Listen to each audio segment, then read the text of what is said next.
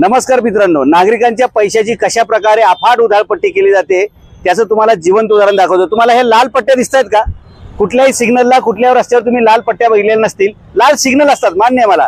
ह्या लाल पट्ट्या जे ते सायकल ट्रॅक असं म्हणतात आणि हे सायकल ट्रॅक साठी एक सायकलचं चिन्ह काढून नुसतं असं पांढरी लाईन जरी ओढली ब्लँक तरी सुद्धा लोकांना कळेल की हा सायकल ट्रॅक आहे। पण प्रशासन काय करते तुम्हाला सांगतो।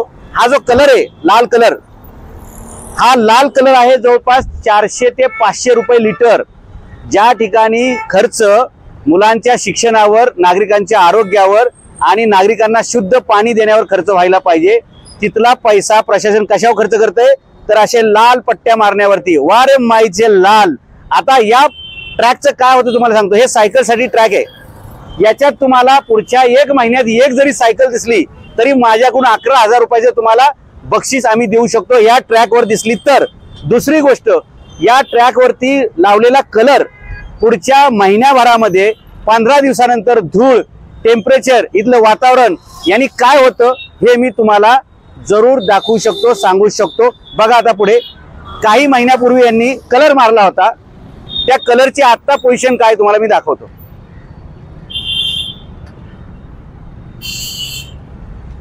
म्हणजे प्रशासनाला जिथं खर्च करायचा आहे तिथं अजिबात खर्च करायचा नाही आणि जिथं खर्च करू नये तिथं खर्च करणार। लोकांनी गाड्या कुठे उभं करायच्या याच्यावरती बघा, अशा लोकांच्या गाड्याच पार्क झालेल्या तुम्हाला दिसतील, कारण गाड्या लावायला जागा नाही। हे बघा, हे पूर्वी केलेलं कलर, आत्ता केलेला कलर आणि हा आत्ता पूर्वी केलेला कलर किती फेंट राहणार बघा। म्हणजे 500 रुपये लिटरचा कलर कशासाठी आहे तर रस्ता रंगवण्यासाठी। मित्रांनो, हे रस्ते रंगवणे नव्हे तर नागरिकांचं भविष्य काळ्या रंगाने रंगवण्याचा कार्यक्रम आहे। याला जबाबदार कोण आणि या प्रशासनातील मुजोर अधिकाऱ्यांना विचारणार कोण? आणि या शहरामध्ये जिथे लोक भाजी आणायला, दूध आणायला गेले, वडापाव खायला गेले तरी 2 व्हीलर 4 व्हीलर घेऊन जातात, तिथे लोकांनी सायकल चालवाव्या अशा प्रशासनाला जर अपेक्षा असतील तर मला वाटतं आता उद्यापासून लोकांनी फक्त पायी चालणे शहरात एवढाच एक कार्यक्रम हाती घ्यायला पाहिजे। कुठेही तुम्हाला सायकल दिसली तर तुम्हाला 11,000 रुपयाचं बक्षीस। म्हणजे जिथे सायकल अजिबात चालत नाही, चालणार नाही, कोण सायकल चालवायला तयार नाही। अहो, हे काय युरोप अमेरिकेसारखा गरीब देश आहे का?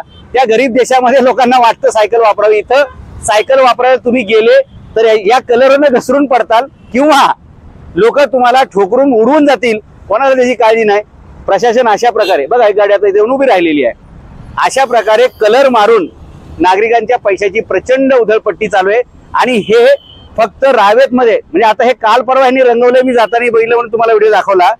हे फक्त रावेत मध्ये रंगवत नाहीयेत, पिंपरी चिंचवड मध्ये हजारो किलोमीटरचा रस्त्यावरती अशा प्रकारे लाल पट्ट्या मारलेल्या आहेत। आणि याचा भाव जो आहे ना, 1 2 3 4, ही 4 फूट विडची ही लाईन आहे। एका फुटाला रंगवण्यासाठी 200 ते 250 रुपये खर्च येतो फक्त कलरचा। मजुरी आणि बाकी सगळे चार्जेस वेगळे। मल्टिप्लाय करा, पिंपरी चिंचवड महापालिकेनं जेवढे 1000 किलोमीटर रस्त्यावर हा कलर वतला असेल, लावला असेल, मल्टिप्लाय बाय 200 रुपीज। एका स्क्वेअर फूटचा भाव हा कलर लावण्याचा मित्रांनो 200 रुपये।